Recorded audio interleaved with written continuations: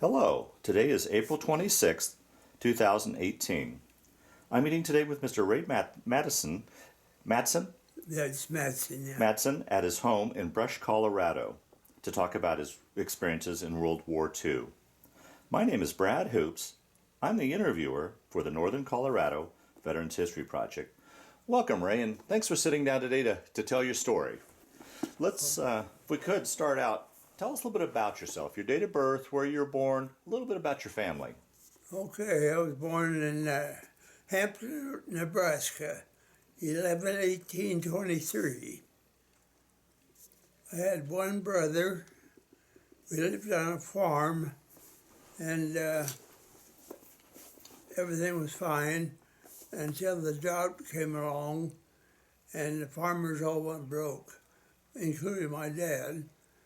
And so consequently, they had to leave. They moved to Colorado. I was my senior year in high school, so I stayed back in Hampton with some relatives, finished high school. Then after high school, I came out here to join my parents and went to work for the Colorado Department of Highways, engineering department, on a survey crew. Now, was this prior to the war breaking out? Yeah. Okay. After high school and going to the Army. No, so you graduated high school and then Yeah. came and joined your folks here in Colorado? Yeah, And had the war broke out by then? no. Oh, okay. No, it was, I worked for the highway approximately 1 year, and then in December, Pearl Harbor. And kind of ironic, but our foreman was a World War I veteran, and he came around to us guys our age, around 18, said, a year from now, you're all going to be in the service. And he was right. Wow. You know? Wow. But Do you remember where you were and what you were thinking when you heard about Pearl Harbor? I was working at the sugar factory as a graveyard shift at midnight, and that's where we heard about it. Wow. And that's when this foreman came and talked to us, because he was acquainted with World War I, and it was good to hear him talk. And but he sure had it down right. And then after the sugar factory campaign was over, then I went to work for the state for a few months, and then I was drafted in early 1943.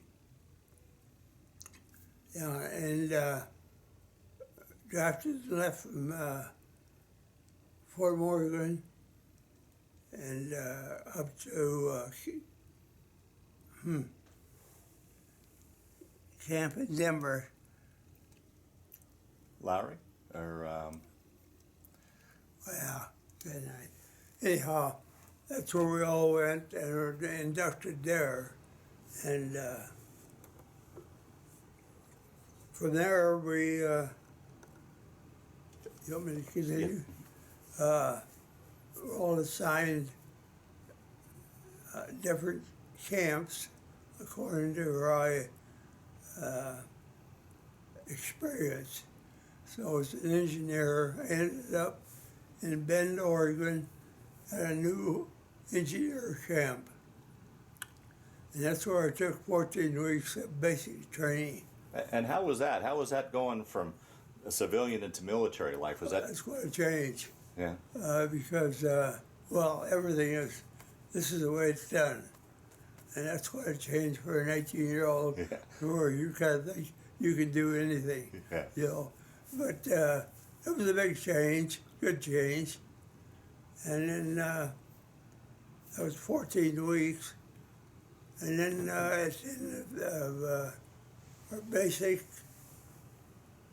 there were several of us who was accepted to what they call an ASTP program, Oh, right. Army Specialized Training Program. And we were sent to University of Idaho in Moscow, and took some additional engineer training there. But meanwhile, all the people that I took basic training with went on furlough. I didn't get one then. So then when I got through the special training, I went back to Bend, Oregon, and I was offered a job there to stay as an instructor. Okay. But I chose not to. Went to Pittsburgh, California, to a replacement depot. And first thing I did was ask us to turn in all our khaki uniforms. So that was a good hint we weren't going to the Pacific. So we knew we were going to the other way. And so we got on a troop train, and it took us almost 3.5 days non-stop to cross the country. We didn't know where we were going. Ended up in Taunton, Massachusetts at Camp Miles Standish, and which is just outside of Boston. And so then we were there a few days, and then we were transported out to the dock and got on a converted ship. It was a private ship before, but they put bunks everywhere, and mess hall on this floor. And so we got on that ship, and we had instructions. Nothing we could do. We just more or less sit there. And How was that for? Here's a landlocked boy from Colorado going to sea. Did you get your sea legs? Yeah, I'd never even been swimming in my life. Yeah, right. And there was all this water. How was that crossing for you? Did you get your sea legs, or did you? I'll tell you how that went. But anyhow, first they did, they signed us eating time. Eat twice a day. 6 in the morning, 6 at night, 7 in the morning, 7 at night. That's it. But anyhow, then we took off. We got outside of Boston a little ways, and they told us that we were going to not go straight course, zigzag, because there was German submarines out there, and target this way is bigger than this way, you know. So we zigzagged all the way across the Atlantic. Now, were you alone, or were you in a convoy? Convoy. Okay. Hundreds of ships. Oh, and in our area of the convoy, there were some Navy vessels. But other than that, there was no restriction, other than the fact we were zigzagging. And it took us 14 days to cross the Atlantic, which is usually a 3-day trip. Ended up in Liverpool, England. And then with some army vehicles, we went down to the south central part of England, the south of London, about 50 miles. And there was a camp there that we spent the next several months training, demolition, minefields, that type of deal. Now, were you still a replacement at this point, or had you been put into a unit? I was assigned to the 203rd Engineer Combat Battalion. The 203rd? Engineer Combat Battalion. Yeah, I was full-time there. And additional training, we all knew there was going to be an invasion. We didn't know where. We figured it was France, but they didn't tell us anything. But we took several trial runs to get on a troop jet and go around England, and over on the east side, there's a beach area similar to France's beach area. So we practiced landings there, over the boat on a rope ladder, into Higgins' boats, which was a landing craft. Mm-hmm. And take us up and we do our thing on the beach.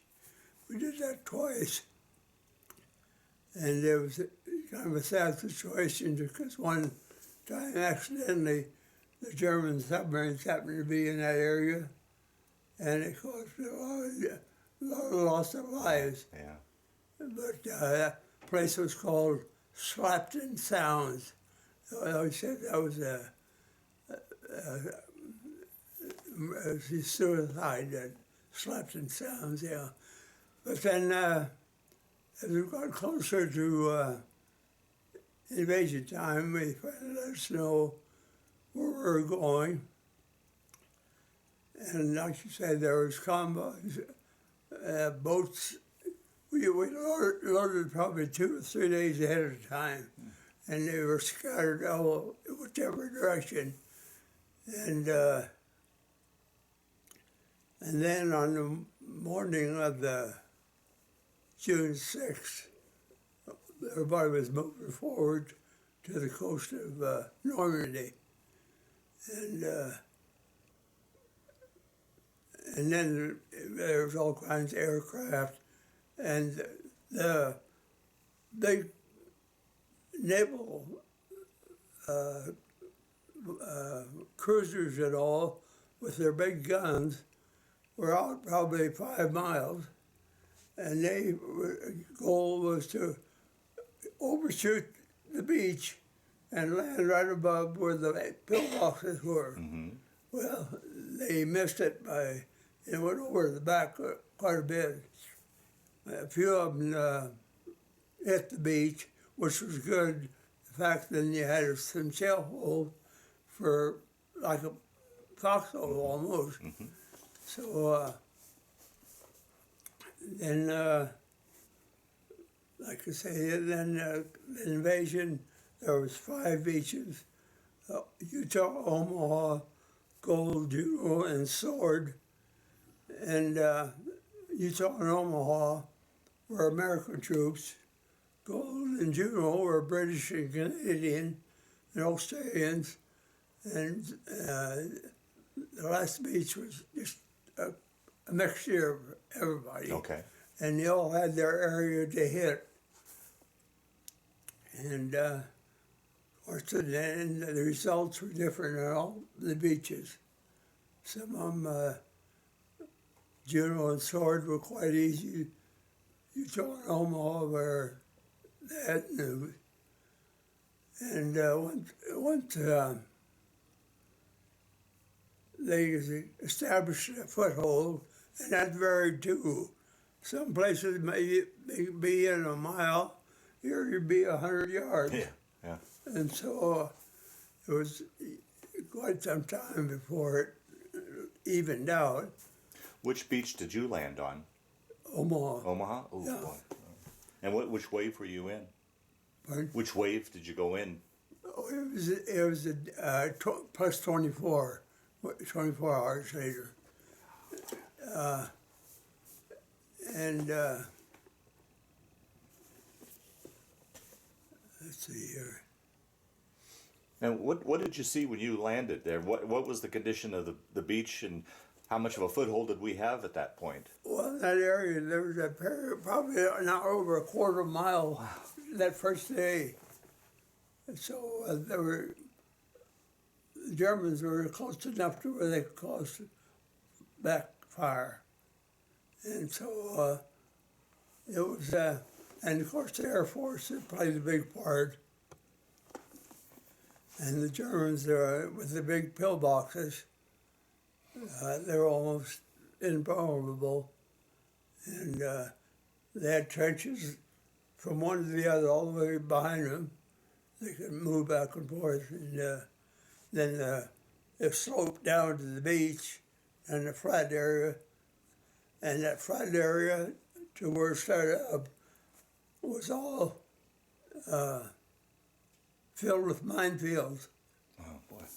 And there were signs. They had signs. The Germans had put signs out. And it said Achtung Minen. And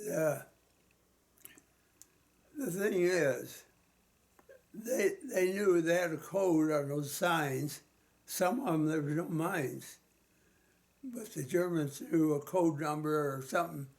But we had to go through and clear every area, whether we didn't know. And that was your responsibility, is your unit's responsibility to go in and clear the mines? Yeah, we cleared minefields. And, but like I say, the sign was there, but you didn't know. Over here, there may be mines, over here, but here, but you had to go. So that slowed things down. So then once they finally broke out, got in a little ways, things kind of changed quite a bit because everything, men, troops, equipment, everything had to come in over the beach because Cherbourg and Le Havre, the two main French harbors, the Germans scuttled ships in the harbor. So it was of no use. So everything had to come in over the beach. Everything. And so that's part of our duty as engineers was to help that area. Because there was some troops and equipment and holes and even the ships would come in at high tide. And then when the tide go out, then they unload the ships on dry ground, so to speak. But then when they got tide come back in, then they could back off. But as a dozer operator, quite often I'd have to go back behind the rear of the ship, not being a Navy man, I don't know what that's called, but dig a channel out so when the tide come up, they could float back out. Oh, okay, all right. And that was one of the things I did, but and then there was so much damaged equipment. It was just like a junkyard almost. Wow. And so all that had to be moved aside. The Germans had all kinds of obstacles. They had a six-letter deal, steel I-beams out in far side of the beach, and at high tide it'd be covered. And on top of these obstacles, they had a mine. So boats coming in would hit that mine, and of course that was it. Wow. And they couldn't go through those obstacles, and they're almost impossible to move with all those legs. You could hardly roll them. So that was a big problem out there. And of course, I could say then some of those towns as Cherbourg and St. Lo were close to the beach, and they had to be taken before they could move on, which is a different infantry or artillery or somebody, but that was a big battle in those towns close to the beach. I could say they were so well fortified with gun emplacements and mines and Now, when you were out cleaning the beach and stuff, would you come under shelling attack from the Germans? Would they still shell the beach? Those areas that were close, yeah, they were close enough to fire back over the. Wow. Yeah. Yeah, they didn't give up. And so it was just a gradual thing. Some areas would go forward, and it kind of a zigzag line there for quite a while. And then when the Allies got enough equipment and men, and they could see some results, and they retook Cherbourg and Le Havre, and but it was quite some time before they could use those harbors. They had to clean them out. But meanwhile, all those everything come in over the beach. Hmm. And then so they moved forward, we moved forward, and had to clear out a lot of the places for dumps, gasoline dumps, Oh, okay. storage Depots. dumps, and all kinds, ammunition, because that country was full of hedgerows. Oh, right, yeah. And we've been there for years. Evidently, the original farmers outlined their farm that way as a bush. They grew up and filled in with dirt, and there's only one entrance. Unless with a bulldozer, we could open up a new area, because otherwise the troops couldn't even get around, But and that whole Normandy area was that way, small farms, and So that was part of your responsibility too, as a dozer operator, to knock down those hedgerows, or punch a hole in those hedgerows. get some openings. Yeah. Yeah. Boy. But meanwhile, it was pretty much hand-to-hand combat until they could get through. The Germans would be on one side of the hedgerow and you'd be on the other. Yeah. Hmm. But it was just like I say, once they broke through and got enough men and equipment, things changed quite a bit. But it was pretty hairy there for a while. It could have gone either way, right? Yeah, but there for a while, I think Eisenhower even had a letter written stating that we failed or something to that extent. But the losses were heavy because the invasion was planned on such a day, and the weather turned so bad that Eisenhower almost called it off, but then he decided to go ahead, and consequently I think the losses were a lot heavier. But they did have a interesting thing they built in England. They called it Mulberry. It was cement blocks built hollow with a sloping bottom and the top is flat. They towed those over, hooked them together, and where they were sloping, then the bottom hit the ground. The top, you had a driveway. Right. And the ships would come in and load on both sides. Wow. But then a couple of days of that, and the weather went bad again, and the wind got a hold of them. Because once they got it in place, they fell in partially with water, so they settled down. But they used them a couple, 3 days, then the weather took them out. Hmm. But that's a couple of the main things that happened on the beach here.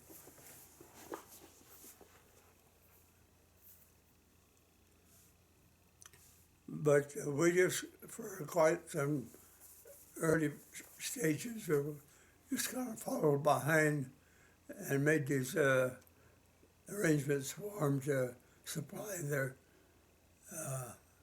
troops, whatever it was, gasoline or food or ammunition.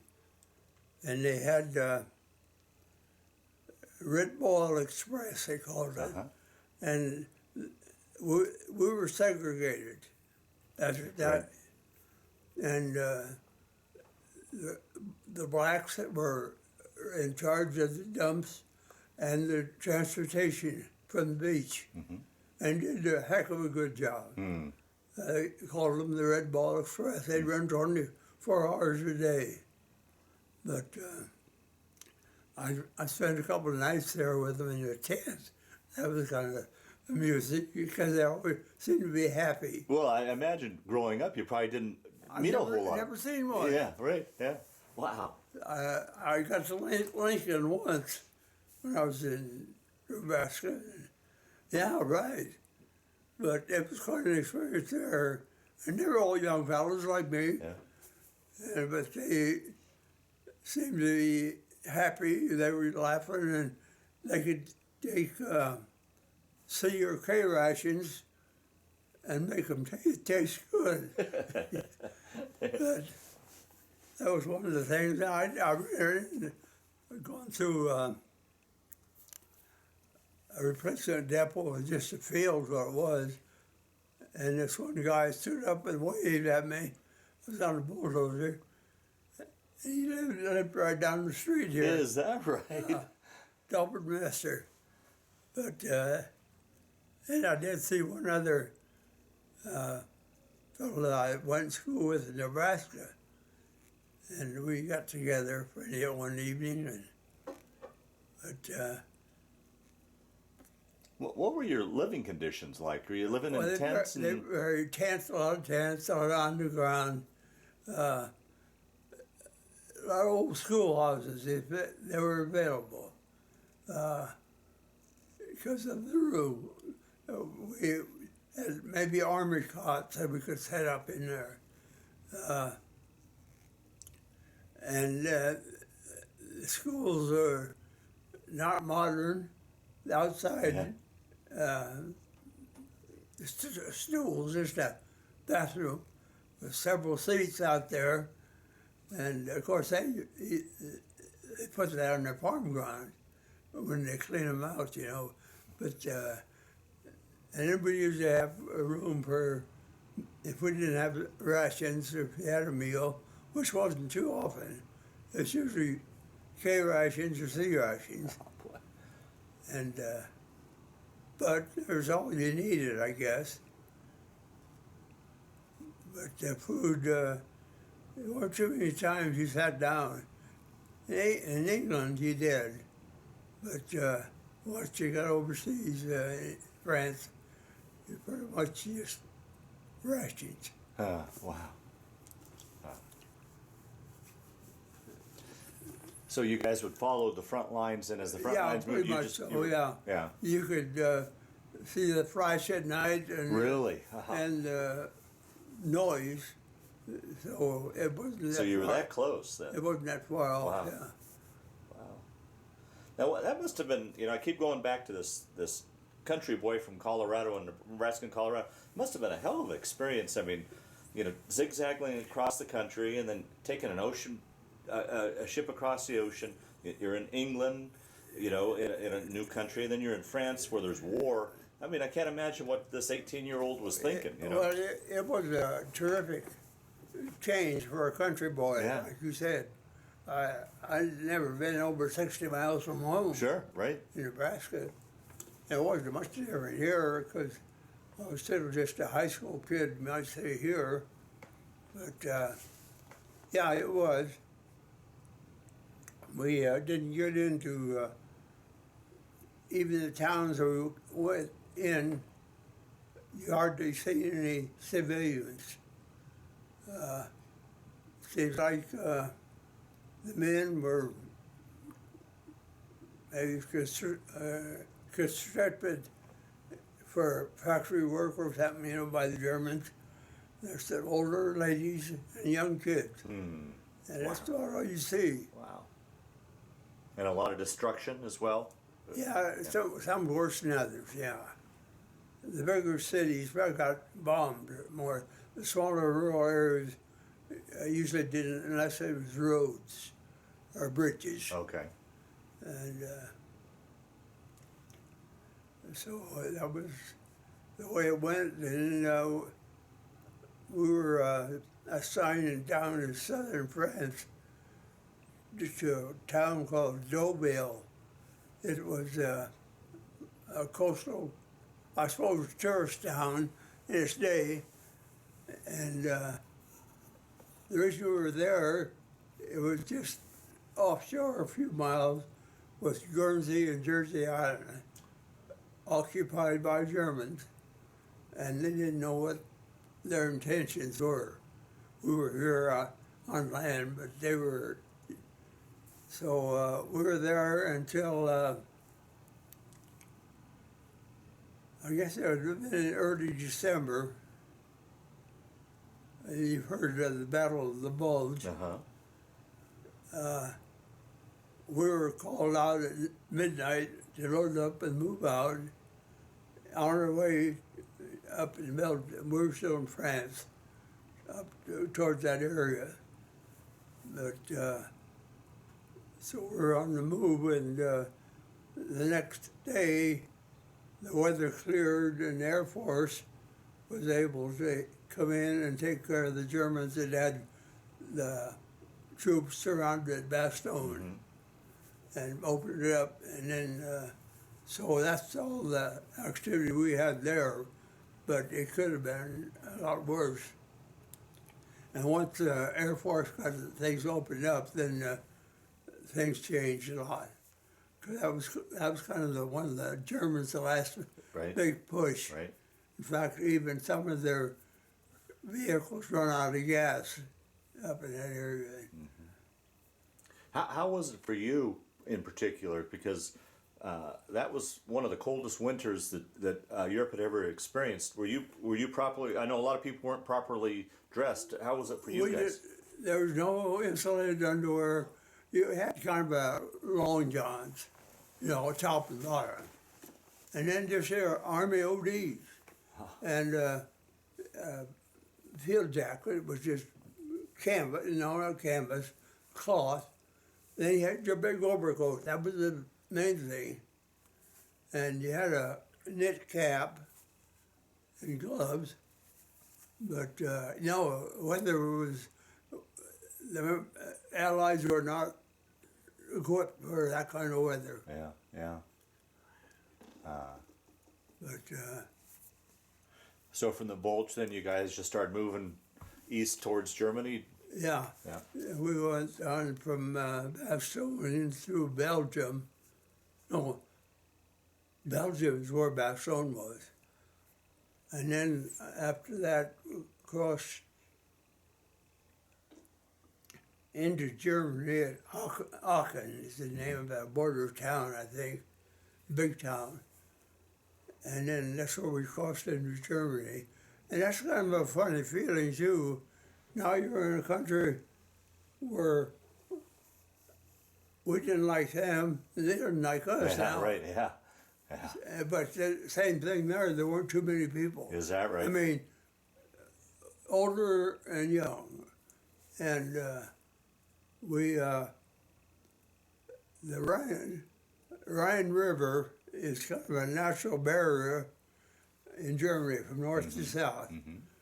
Well, the Germans had put explosives on every bridge, one into the other, and as they retreated, they blew them up, except one didn't go down, Remagen, and that was a railroad bridge.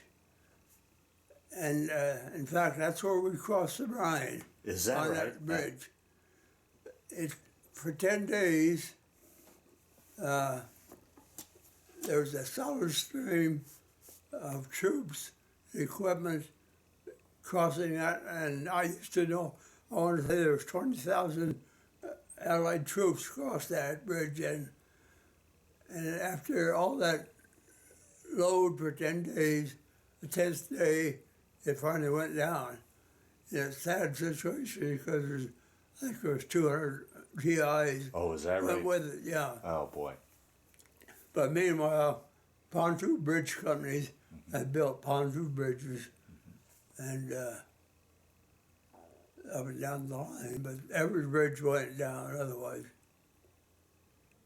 And then it was just, things started moving faster because the Russians are coming from the other side. Yeah. And Allies from this side, they met at the Elbe River, and we ended up at a town called Falkenberg. I'm guessing it was about 50, 60 miles from Berlin. I'm not sure. But that's where we were the day the war ended. So we moved back to a real fancy home of somebody's Broke too. But I was telling David that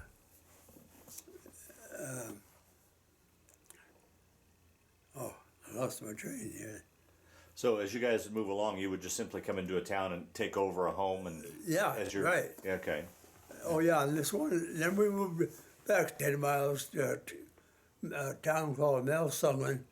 It's a nice big two-story, and I'm sure it was a summer home for some German colonel or something. And I've told Ardenia and Dave that that's one thing about Europeans, that I don't care what, everything was kept clean. The streets were swept and everything, you might say. But anyhow, this way, it's a big two-story house, tile walkway all the way down to the barn, buildings on either side, a washroom, and but anyhow, that's where an outdoor swimming pool. But anyhow, that's where we moved into, and stayed there pretty much till we got ready to move back to the coast of France, ready to go home, because the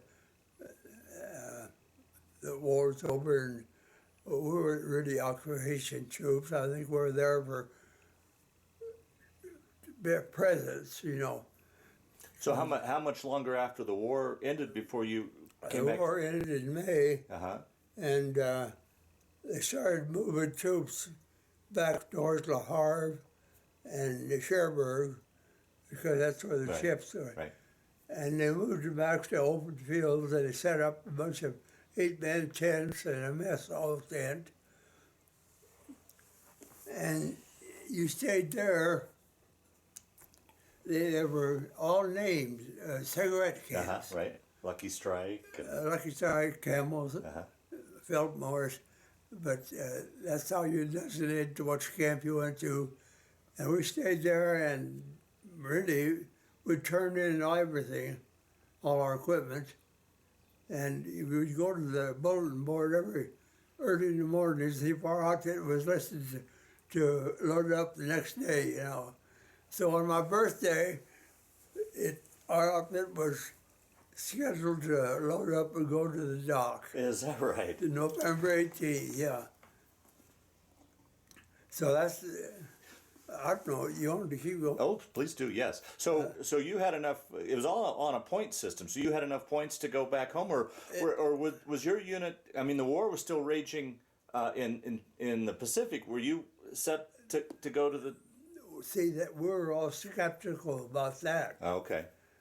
We didn't know, because there was thousands of GIs in Europe, and we figured, well, we could be going any time. Yeah. You know, but we never heard one way or the other. Well, then atomic bomb came along, that pretty well cooled things down. But we didn't go back to this cigarette camp and loaded up and got on a Liberty ship in Oh boy. Cherbourg, and it was the same deal, bunks all over. The rest of the facilities up here, no shower. Oh, jeez. And dining mess all here. But I think it only took 3 or 4 days, seems to me, to cross going home. Back and ended up in Boston, same place I left. Is that right? Yeah. 2 years before, back to Miles Standish, and on a troop train, and back to, I can't remember the name, that camp in Denver. But anyhow, back to where we were inducted. Fort Logan? Yeah, it was, yeah. And then that's where we went through a physical course, and I think we were there 3 days. And if you passed your physical, you walked through the line, and they gave you $200 and said, "See ya." Oh, wow. So I had to get a check with the bus to get a bus ride back to to brush here. And of course, back then there was no interstate, and the bus stopped every little town. So there I was 90 miles from home. I never did get vacation or furlough. Even that whole from basic all the way through, you No, never. So never you hadn't did. seen your folks in a couple years then, huh? When we got back to Bend, Oregon, we talked them into giving us 2 3-day passes in the end. And so we got on a bus in Bend, Oregon, and rode it to Brush, Colorado. We were home 2 days Turn around. and head right back again. That was the only 2 days I had at home Wow. in 3 years. Now, coming home, were you able to tell your parents that you were coming? Did they know you were coming back? I called the folks, yeah. Oh, good. Okay. But they had a bank of phones at Miles Standish there, but they were lined up. I think I went down 2 in the morning or so and finally got through and called the folks and told them where I was and what the plans were. But and then I got the bus and we stopped all these old towns and then we got to Fort Morgan, 10 miles from home. They said we were going to be here an hour. I hadn't been home in 3 years. So I called the folks again, and they came and got me. Wow. That must have been a wonderful homecoming. It I was, can't yeah. imagine what that was. Yeah. So, yeah, it was an experience that you don't want to do again, but you kind of, not glad, but you're something to see, that's for sure. Yeah. Well, let me ask you, you said you were gone for all those years. When you were overseas and moving along, in today's world, we've got computers and telephones and such. What were your options to talk to communicate with the folks back home? You just had the V-mail, the letters, correct? V-mail. Yeah. In fact, I got one I sent my mother on Mother's Day. Oh, wow. I pulled it out here, and they're just about this big. Yeah. And you couldn't write anything. I mean, where you were or what you're doing. Because they would censor that out, right? Oh, They'd yeah. cut it out. In fact, I think the censor name is on it. Everyone is. But of course, that was a volume way of moving it. Yeah. Were you? How often would it take a letter to get back and forth? That I can't tell you. Oh, okay. But it wasn't like an instant thing. It was. Oh, no. It was days or weeks. Oh, yeah. And with you guys moving all the time, mail was able to keep up with you then? Or? Well, to a certain extent, everybody had an APO number, it was Army Post Office, and the mail would go to a general location, and then they would try to follow your outfit to where it might be in France or Germany. Oh, okay. You may have mail call 2, 3, 4 weeks, but yeah, it was a big deal. If you got a letter from home, but that was the only communication, and you couldn't tell them where you were or anything. Yeah, right. How was that for you through basic training and then when you were overseas? I mean, once again, like you said, like many in your generation, you never very seldom traveled too far away from home, so that's all you really knew. Now you're overseas. Did you get homesick, particularly around the holidays and such? How was that for you? Well, I don't know if we even knew it was a holiday, I guess. Oh, really? Yeah. There was no, maybe once in a while there'd be a special meal or something, Oh, but no, you really, and you could go to if you got a pass to go to town, like in England, you had a little money, but you couldn't spend it. Yeah. The English people were all rationed. Right. And see, we were getting $21 a month, and they withheld $8 for insurance. Oh, geez. So they said, "Here's $13. Go buy a Cadillac or something." Oh, okay. How was it? I've always been amazed too. Once you guys were over on the continent in the middle of war, I mean, I look at the conditions you were in. I mean, you weren't eating right, really eating properly. Hygiene wasn't good. Oh, yeah. You weren't sleeping very well. You were oftentimes out in the elements. Like I said, that cold winter. I mean, any of those things could knock a man down. But then on top of that, you had the stress of war. How do you think you made it through that period of time with all that going against you?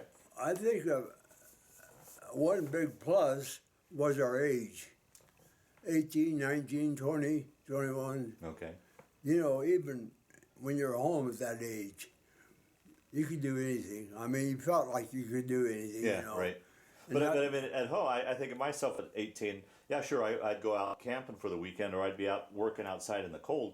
But I always knew I would go home that night to a warm bed and a warm meal, and you'd never had that luxury. No, it was. I always think in England where we stayed at the old English camp of some kind, but it was double bunks, and they had a straw tick for a mattress, you know, a canvas bag filled with straw. Oh, well, that had been filled a couple of years ago, and that had all squashed down, hold it up, it all run down to one end. So that's where your big army overcoat came in handy. That's what you slept on. Oh, jeez. Wow. And how was it when you said you were just outside of Berlin when the war ended? Was there a big celebration in camp? Or No. No? No. Just word of mouth. That's about it. Other than the fact, I think people probably didn't show it, but I'm sure they're all relieved, you know. Yeah, I was going to ask you if that was my next question. Here, what was your thought? I mean, this thing's ended. I made it through. It had to be a huge relief. I think that's the thing. And then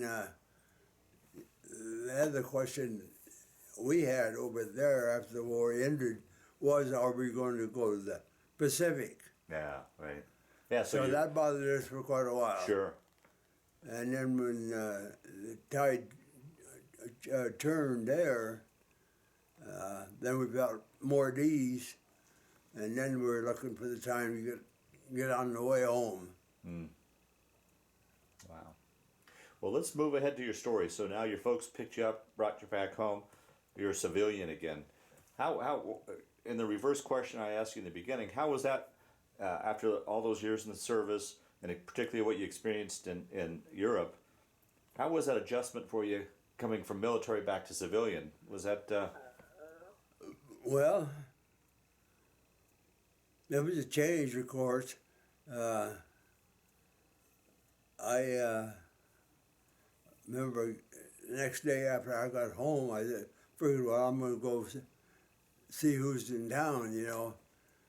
So I drove downtown, and there was nobody. Mm. I mean, fellow military personnel, there nobody home yet. Wow. And so it was kind of a ghost town in that respect. But then I went back to work for the State Highway Department, and same job, engineering, and worked there. Let's see, that would have been 45. I was discharged December of 45. So from 45 to 50, I worked for the State Highway Department. And then we had the opportunity of buying a service station, which were, at the time, service stations were a big deal. Yeah, sure. And we bought the Conoco service station and operated it for 35 years. Is that right? Yeah. Oh, wow. And then, of course, it was changing. That's kind of business, self-service, convenience stores. Yeah. So full service was a thing of the past. So we sold and got out. And I was old enough, and Ardenia kept working for a while. But then she retired, and we spent time with the kids and taking care of the house and forced to play some golf. Just forced to, huh? Yeah. Okay. Tell me the story how you and Ardenia got together and how you wooed her. She happened to be a customer of mine at the station. No, we weren't married at the time. Yeah. But she was coming in, and she couldn't resist. So that's how we met. Well, I think we knew each other, but yeah, that's And how long have you guys been married now? 61 years. 4 children, 10 grandchildren, Wow.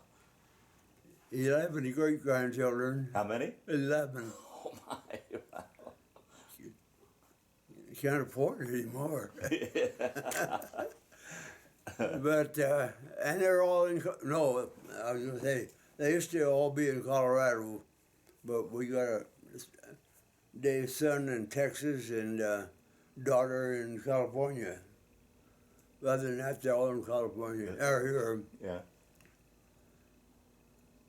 But Now, through the years, did you ever get a chance to go back to Europe and kind of re-step, or any desire to do that?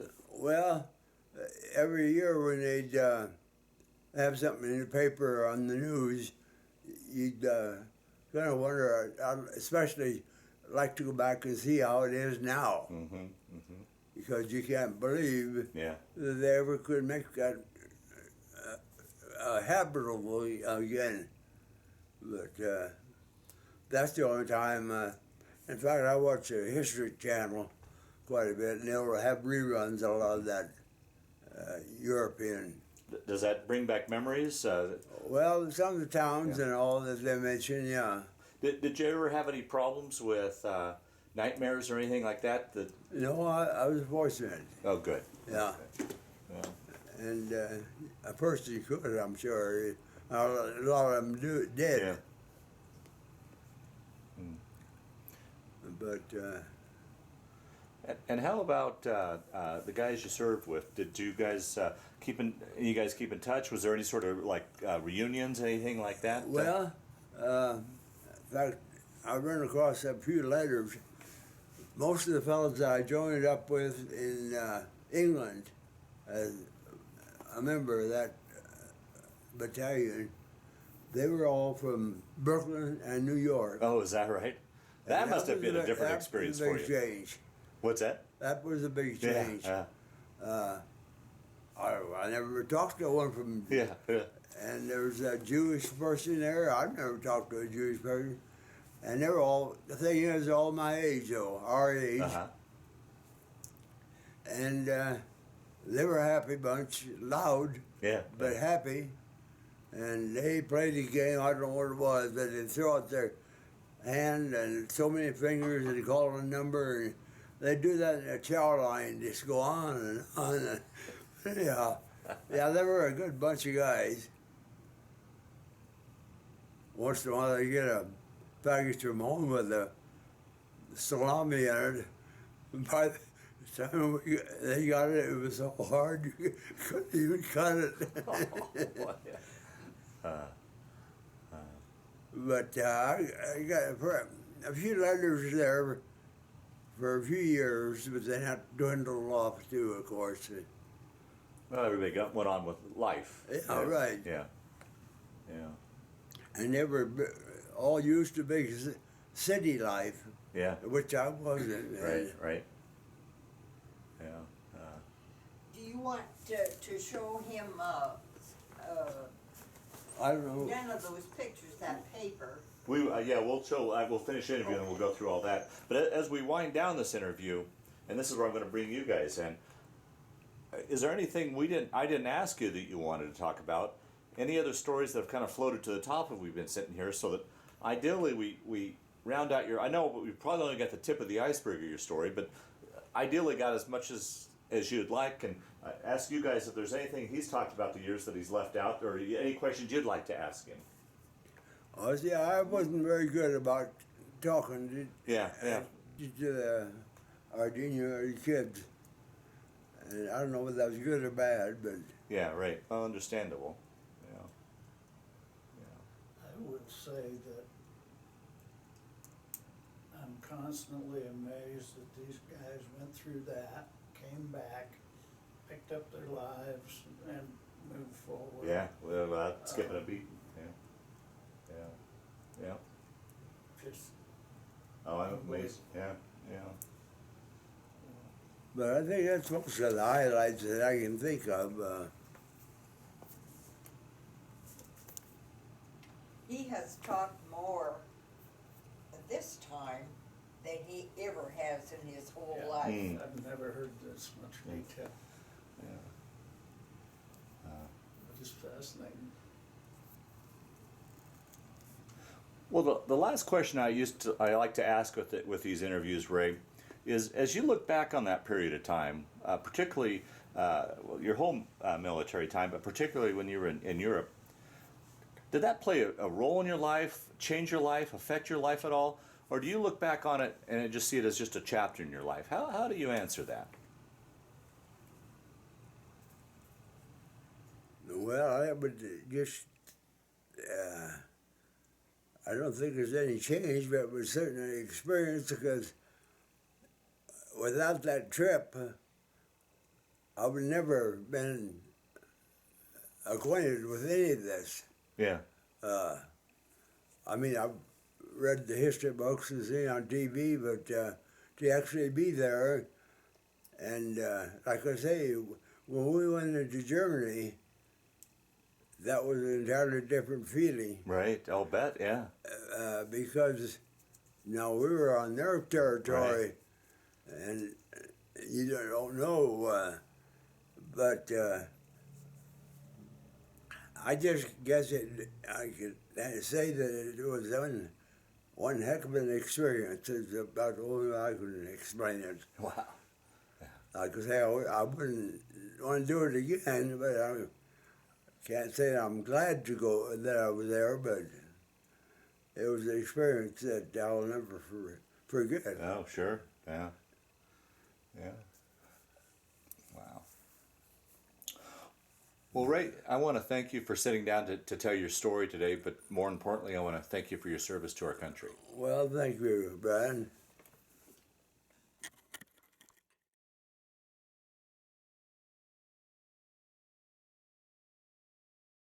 Tell me about this beautiful shadow box here. Well, it's my wife's idea to do this, and she gathered these things off my old uniform. Uh-huh. And basically, it's the patches are all off the uniform. This here, the 4 bars, each bar designates 6 months overseas. Okay. And then, of course, the engineer, and this dollar bill is interesting. I had that in my pocket when I was inducted. I carried it the whole time, and I had it when I got discharged. Is that right? So it made the whole trip. That medal in the center here is given by the French government. For the D-Day landing, right? Yeah. Uh-huh. And people who could make the trip got it over there. The censure in Colorado made it available to all the veterans who couldn't make the trip. So that's how I ended up with that. And then these are the Well, Good Conduct Medal. Yeah, that's Normandy invasion with that arrow. It means ground troops on an invasion. Mm-hmm. And I can't remember that. Yeah. But that's the discharge. Duck, the ruptured duck. Yeah. Uh-huh. And then your First dog tags. Yeah. Yeah, dog tags and And is this your insignia of? First Army. Oh, First Army. Okay. And then of course, where was this? Do you remember? Was this where this photo was taken of you? Was this I think that was basic training. basic training?